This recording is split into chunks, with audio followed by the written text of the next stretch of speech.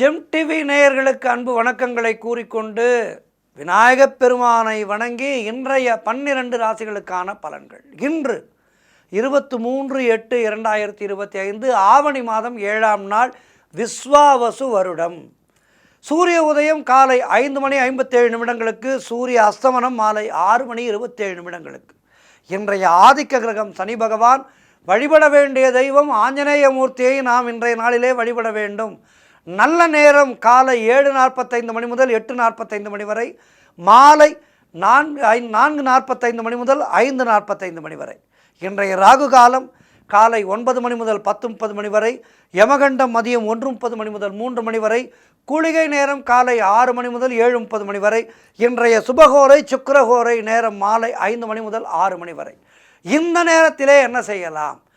பழைய வீட்டை ரிப்பேர் செய்யலாம், பழைய வண்டி வாகனங்களை விற்கலாம், அல்லது அது சம்பந்தமாக பேசலாம்.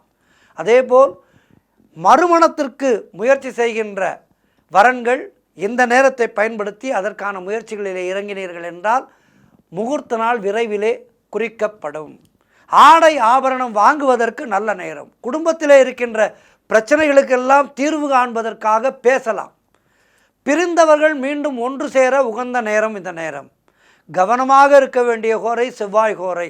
காலை 8 முதல் 9 வரை, மதியம் 3 முதல் 4 வரை.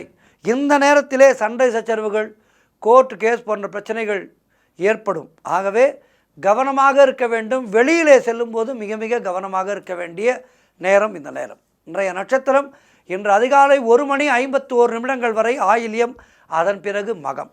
இன்றைய திதி இன்று மதியம் 12:29 வரை அமாவாசை, அதன் பிறகு வளர்பிறை பிரதமை. இன்றைய சந்திராட்டமும் மகர ராசிக்கு சந்திராட்டமும் கவனமாக இருக்க வேண்டும். உத்திராடம் நட்சத்திரக்காரர்கள் இன்றைய நாளிலே சிகப்பு நிற ஆடைகளை அணிவதை தவிர்ப்பது நல்லது. தொடர்ந்து நாம் காண இருப்பது மேஷம் முதல் மீனம் வரை உள்ள 12 ராசிகளுக்கான பலன்கள். மேஷ ராசி அன்பர்களே, இன்று சந்திரன் உங்கள் ராசிக்கு 5ஆம் இடத்திலே இருக்கின்றார். உங்களுடைய ராசி அதிபதி செவ்வாய் ராசிக்கு 6ஆம் இடத்திலே இருக்கின்றார். ஆகவே இன்றைய நாளிலே குழந்தை பாக்கியத்திற்காக காத்திருக்கின்ற தம்பதிகளுக்கு சந்தான பிராப்தி உண்டாகும். தொழில் மற்றும் வியாபாரத்திலே சிறப்பானதொரு முன்னேற்றம் உண்டாகும். காரிய தடைகளெல்லாம் விலகி எடுக்கின்ற முயற்சிகளிலே பெரும் வெற்றி கிடைக்கின்ற நல்ல நாள். மனம் உற்சாகமாக காணப்படக்கூடிய சிறப்பான நாள். எதிர்பார்த்த விஷயங்கள் எல்லாம் நல்லபடியாக நடக்கும். பொருளாதாரம் திருப்திகரமாக இருக்கும். பிள்ளைகளால் பெருமை ஏற்படும். வாழ்க்கை துணையால் மகிழ்ச்சி உண்டாகும். நண்பர்களோடு இருந்து வந்த மன வருத்தங்கள் எல்லாம் தீரும். வேலையிலே காத்திருந்த இடமாற்றம் அமையும்.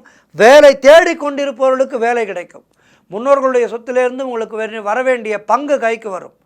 உடல் ஆரோக்கியம் திருப்திகரமாக இருக்கும். வெளியூர் பிரயாணங்கள் வெற்றியை தரும். மொத்தத்தில் இன்றைய நாள் சிறப்பான நாள். ஆஞ்சநேய மூர்த்தியை வணங்குங்கள். வாழ்த்துக்கள். ரிஷபராசி அன்பர்களே, இன்று சந்திரன் உங்கள் ராசிக்கு 4ஆம் இடத்திலே இருக்கின்றார். உங்களுடைய ராசி அதிபதி சுக்கிரன் ராசிக்கு 3ஆம் இடத்திலே இருக்கின்றார். ஆகவே தாய்வழி சொந்தங்களின் உதவிகள் எல்லாம் கிடைக்கும். மனக்கவலைகள் தீரும். காரிய அனுகூலம் உண்டாகின்ற நாள். கணவன் மனைவியிடையே நல்ல ஒற்றுமை ஏற்படும். வீடு வண்டி வாகன மாற்றம் ஒரு சிலருக்கு ஏற்படும். வீடு கட்டுவதற்கான முயற்சிகளிலே பெரும் வெற்றி கிடைக்கும். உத்தியோக வகையிலே நல்ல மாற்றங்கள் உண்டாகும். தொழிலிலே நல்ல முன்னேற்றம் ஏற்படும். திருமணம் போன்ற சுபகாரிய பேச்சுவார்த்தைகள் இனிதே முடியும். பொருளாதாரத்திலே வளர்ச்சி கிடைக்கும். அதனால் கடன் பிரச்சனைகள் தீரும். உடல் ஆரோக்கியம் நன்றாக இருக்கும். மொத்தத்தில் இன்றைய நாள் எல்லா விதமான சுகங்களையும் உங்களுக்கு கொடுக்கின்ற நாள். இன்றைய நாளிலே ஆஞ்சநேய பகவானை வணங்குங்கள். வாழ்த்துக்கள்.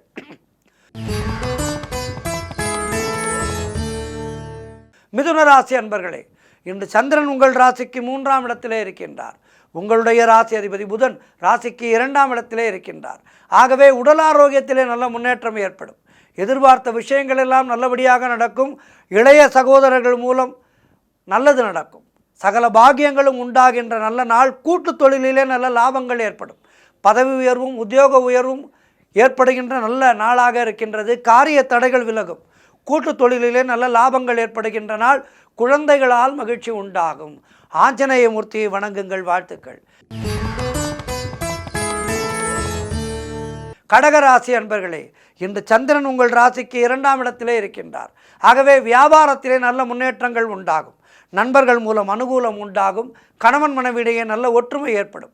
சுபகாரியங்கள் கைகூடி வருகின்ற நல்ல நாள். பதவி உயர்வோடு வேலை மாற்றம் ஒரு சிலருக்கு உண்டாகும். பழைய பாக்கிகள் வசூலாகும். உழைப்புக்கு ஏற்ற ஊதியங்கள் கிடைக்கின்ற நல்ல நாள். புதிதாக வேலை தேடிக்கொண்டிருப்பவர்களுக்கு நல்ல வேலை கிடைக்கும். தொழிலில் நல்ல லாபங்கள் ஏற்படும். திருமண பேச்சுவார்த்தைகள் சுபமாக முடியும். குழந்தைகளால் மகிழ்ச்சி உண்டாகும்.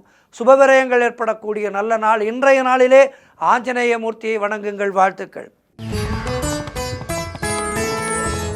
சிம்ம ராசி அன்பர்களே, இன்று சந்திரன் உங்கள் ராசியிலேயே இருக்கின்றார். உங்களுடைய ராசிபதி சூரியன் ராசியிலேயே இருக்கின்றார். ஆகவே மனக்கவலைகள் எல்லாம் தீர்ந்து மனதிலே தெளிவுகள் ஏற்படுகின்ற நாள். பொருளாதாரம் திருப்திகரமாக இருக்கும். பூர்வீக சொத்திலிருந்து உங்களுக்கு வர வேண்டிய பங்கு கைக்கு வரும். மனம் சந்தோஷமாக இருக்கும். நீங்கள் எடுக்கின்ற முயற்சிகளிலே பெரும் வெற்றி கிடைக்கின்ற நல்ல நாள். கணவன் மனைவிக்குள் இருந்து வந்த பிரச்சனைகள் எல்லாம் தீரும். தொழிலிலே நல்ல லாபங்கள் ஏற்படுகின்ற நாள். குழந்தை பாக்கியத்திற்காக காத்திருக்கின்ற தம்பதிகளுக்கு சந்தான பிராப்தி உண்டாகும். உடல் ஆரோக்கியம் நன்றாக இருக்கும். நினைத்த காரியங்கள் சுபமாக முடிகின்ற நல்ல நாள்.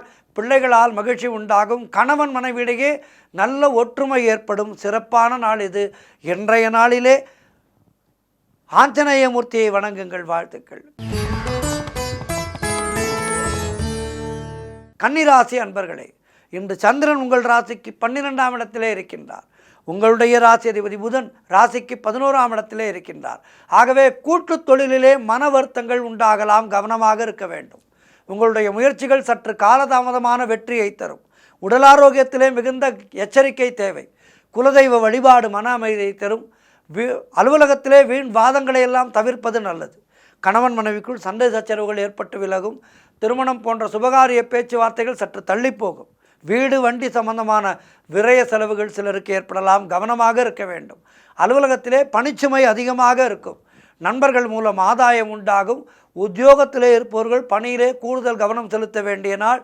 தேவையில்லாத பயத்தை தவிர்த்து கொள்ளுங்கள். காரிய தடைகள் ஏற்பட்டு விலகும். கவனமாக இருக்க வேண்டும். இன்றைய நாளிலே ஆஞ்சநேய மூர்த்தியை வணங்குங்கள். வாழ்த்துக்கள்.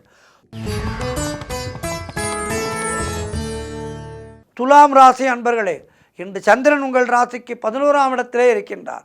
உங்களுடைய ராசி அதிபதி சுக்கிரன் ராசிக்கு 10ஆம் இடத்திலே இருக்கின்றார். ஆகவே நீங்கள் நினைத்ததெல்லாம் நல்லபடியாக நடக்கக்கூடிய நல்ல நாள். உங்களுடைய முயற்சிகள் பெரும் வெற்றியை பெறும். குழந்தை பாக்கியத்திற்காக காத்திருக்கின்ற தம்பதிகளுக்கு சந்தான பிராப்தி உண்டாகும். கணவன் மனைவியிடையே நல்ல ஒற்றுமை ஏற்படும். தந்தை வழி சொத்துக்கள் கைக்கு வரும். தொழிலிலே நல்ல முன்னேற்றங்கள் உண்டாகும். குலதெய்வ வழிபாடு அனுகூலத்தை தரும். உங்களுடைய முயற்சிகள் எல்லாம் பெரும் வெற்றி பெறுகின்ற நல்ல நாள். உத்தியோகத்திலே சம்பள உயர்வு, பதவி உயர்வு போன்றவை கிடைக்கும். முன்னோர்களுடைய ஆசீர்வாதம் பரிபூர்ணமாக கிடைக்கின்ற நல்ல நாள். வீடு வண்டி வகையிலே நல்ல மாற்றங்கள் ஏற்படும். உறவினர்கள் மூலம் ஆதாயங்கள் உண்டாகும். சிறப்பான நாள் இது. இன்றைய நாளிலே ஆஞ்சநேய மூர்த்தியை வணங்குங்கள். வாழ்த்துக்கள். விருச்சிக ராசி அன்பர்களே, இன்று சந்திரன் உங்கள் ராசிக்கு 10ஆம் இடத்திலே இருக்கின்றார். ராசி அதிபதி செவ்வாய் 11ஆம் இடத்திலே இருக்கின்றார். ஆகவே அரசு வகையிலே நல்ல ஆதாயங்கள் உண்டாகும். பெயரும் புகழும் கிடைக்கின்ற நல்ல நாள். வேலையிலே உங்களுடைய திறமைகள் வெளிப்படும். மாணவர்கள் சாதனை புரியக்கூடிய நல்ல நாள். காரிய தடைகள் விலகும். குழந்தை பாக்கியத்திற்காக காத்திருக்கின்ற தம்பதிகளுக்கு சந்தான பிராப்தி உண்டாகும். பொருளாதாரத்திலே பெரும் வளர்ச்சி உண்டாகும். குடும்ப ஒற்றுமை சந்தோஷத்தை தரும். தொழிலிலே நல்ல முன்னேற்றங்கள் உண்டாகும். உழைப்புக்கேற்ற ஊதியம் கிடைக்கின்ற நாள். வேலை தேடிக்கொண்டிருப்பவர்களுக்கு நல்ல வேலை கிடைக்கும். மொத்தத்தில் எடுக்கின்ற முயற்சிகளிலே பெரும் வெற்றிகள் கிடைக்கின்ற அற்புதமான நாள். இன்றைய நாளிலே ஆஞ்சநேயரை வணங்குங்கள். வாழ்த்துக்கள். தனுராசி அன்பர்களே, இன்று சந்திரன் உங்கள் ராசிக்கு 9ஆம் இடத்திலே இருக்கின்றார். உங்களுடைய ராசி அதிபதி குரு ராசிக்கு 7ஆம் இடத்திலே இருக்கின்றார். ஆகவே எல்லா விதமான பாக்கியங்களும் கிடைக்கக்கூடிய நல்ல நாள். தொழில் முயற்சிகள் எல்லாம் பெரும் வெற்றியை பெறும். கடன் தொல்லைகள் விலகும்.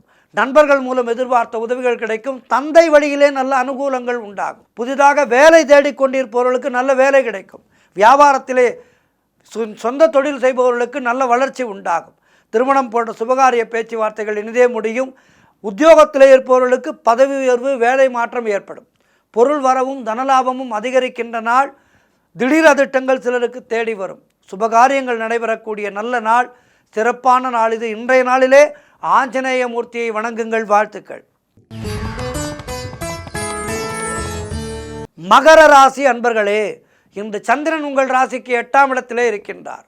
உங்களுடைய ராசி அதிபதி சனி ராசிக்கு 2ஆம் இடத்திலே இருக்கின்றார். இன்று நாள் முழுவதும் சந்திராட்டமும் இருக்கின்றது. தேவையில்லாத அலைச்சலும் மன உளைச்சலும் உண்டாகலாம். கவனமாக இருக்க வேண்டும். உடல் ஆரோக்கியத்திலே மிகுந்த எச்சரிக்கை தேவை. அலுவலகத்திலே வேலை பளு அதிகமாக இருக்கும். செய்கின்ற தொழிலிலே புதிய முதலீடுகளை செய்யக்கூடாது. இன்றைய நாளிலே புதிய முயற்சிகளை தள்ளி போடுவது நல்லது. அதேபோல் பயணங்களை தள்ளி போடுவது நல்லது. பிறருக்கு கடன் கொடுக்காதீர்கள், கடன் வாங்காதீர்கள். வீண் வாக்குவாதங்களை தவிர்க்க வேண்டிய நாள். குலதெய்வத்தை நினைத்து கொண்டே இருங்கள். இன்றைய நாளிலே முடிந்தால் குலதெய்வம் கோவிலுக்கு சென்று வாருங்கள். ஆஞ்சநேய மூர்த்தியை வணங்குங்கள். வாழ்த்துக்கள். கும்பராசி அன்பர்களே, இன்று சந்திரன் உங்கள் ராசிக்கு 7ஆம் இடத்திலே இருக்கின்றார். உங்களுடைய ராசி அதிபதி சனி ராசியிலேயே இருக்கின்றார். ஆகவே திருமணம் போன்ற சுபகாரிய பேச்சுவார்த்தைகள் வெற்றி பெறும். உறவினர்களோடு இருந்து வந்த மன வருத்தங்கள் தீரும். வியாபாரத்திலே நல்ல முன்னேற்றங்கள் உண்டாகும். அலுவலகத்திலே இருந்து வந்த நெருக்கடிகள் குறையும். பழைய பாக்கிகள் வசூலாகும். காரிய வெற்றிகள் உண்டாகின்ற நல்ல நாள். பூர்வீக சொத்திலே இருந்து வந்த பிரச்சனைகள் எல்லாம் சரியாகும். வீடு வண்டி வாகன மாற்றம் ஏற்படும். நண்பர்கள் மூலம் நல்ல அனுகூலங்கள் உண்டாகும். உங்களுடைய முயற்சிகள் எல்லாம் பெரும் வெற்றி பெறுகின்ற நல்ல நாள். இன்றைய நாளிலே என்ன செய்ய வேண்டும்? ஆஞ்சநேய மூர்த்தியை வணங்க வேண்டும். வாழ்த்துக்கள். இறுதியாக மீனராசி அன்பர்களே, இன்று சந்திரன் உங்கள் ராசிக்கு 6ஆம் இடத்திலே இருக்கின்றார். உங்களுடைய ராசி அதிபதி குரு ராசிக்கு 4ஆம் இடத்திலே இருக்கின்றார். ஆகவே இன்றைய நாள் கவனமாக இருக்க வேண்டிய நாள். கடன் வாங்கக்கூடாது, கடன் கொடுக்கக்கூடாது.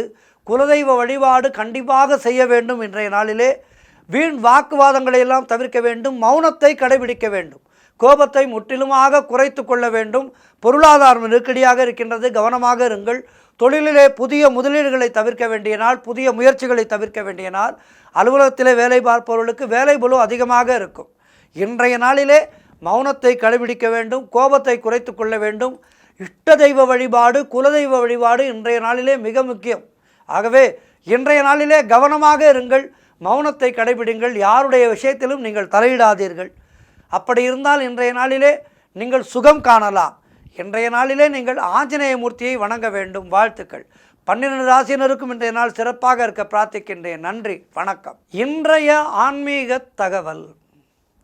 நம்முடைய சனாதன தர்மத்திலே நாம் நிம்மதியாக வாழ்வதற்கு ஆன்மீக ரீதியாக எத்தனையோ விஷயங்கள் இருக்கின்றது. அவற்றையெல்லாம் நாம் கடைபிடித்தால் நமக்கு கஷ்டம் என்பதே வராது. ஆனால் நாம் என்ன செய்கின்றோம்? எல்லாவற்றையும் அரைகுறையாக நம்புகின்றோம். அதுதான் நம்மிடம் இருக்கின்ற மிகப்பெரிய ஒரு மைனஸ்.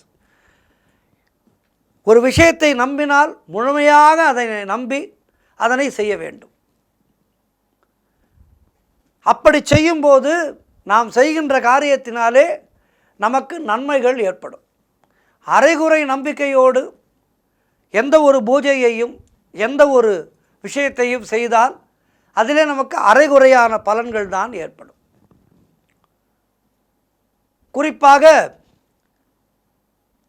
பெருமாள் கோவிலுக்கு சென்று கொடிமரத்தை நமஸ்காரம் செய்து 27 பூக்களை கையிலே வைத்துக்கொண்டு 27 முறை பிரகார வலம் வர வேண்டும். இதை எந்த நாளிலே முக்கியமாக செய்ய வேண்டும் தெரியுமா? விஷ்ணுபதி புண்ணிய காலம் என்று வரும். வருடம் இந்த விஷ்ணுபதி புண்ணிய காலத்திலே ஆவணி மாதத்திலே வரும். இப்போது கடந்த ஞாயிற்றுக்கிழமை அன்று இந்த விஷ்ணுபதி புண்ணிய காலமானது சென்றது. அன்றைய தினம் செய்யாதவர்கள் பயம் கொள்ள வேண்டாம். சனிக்கிழமைகளிலே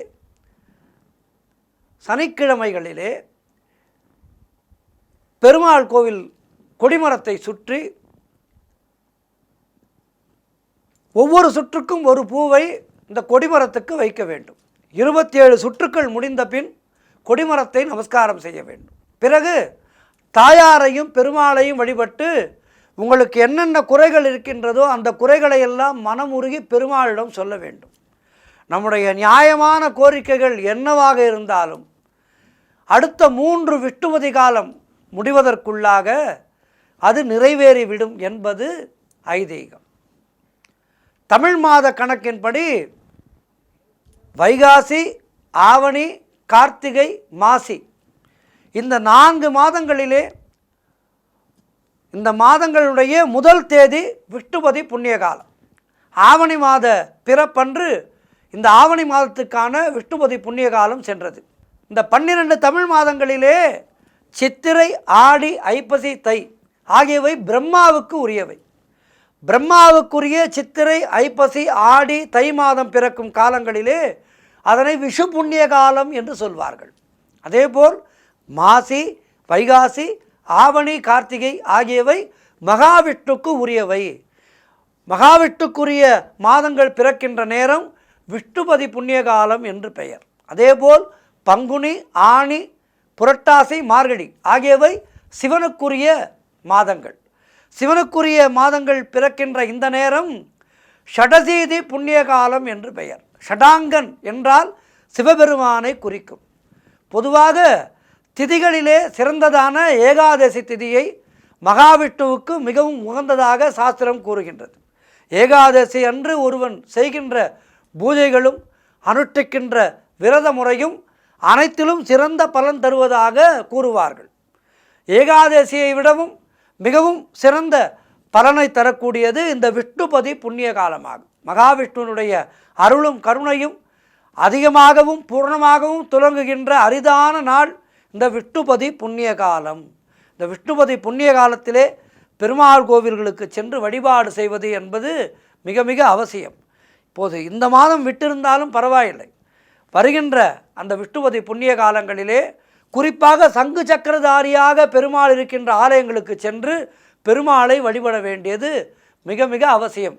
இந்த வேண்டுதலை நாம் செய்தால் எப்படிப்பட்ட ஜாதக தோஷங்களும் நீங்கும். இந்த புண்ணிய காலத்திலே பெருமாள் சன்னதியை 27 முறை பிரதட்சணம் செய்வது விசேஷம்.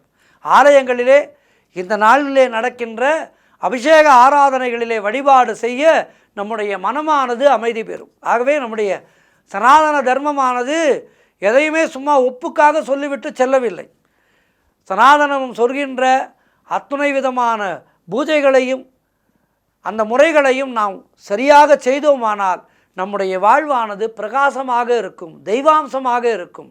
அஷ்டலக்ஷ்மிகளுடைய கடைக்கண் பார்வை நம்மேல் படும், எதற்கும் கட்டம் இருக்காது. ஆகவே இதையெல்லாம் கடைபிடித்து நம்முடைய வாழ்க்கை வளமாக்கிக் கொள்வோம். நன்றி, வணக்கம்.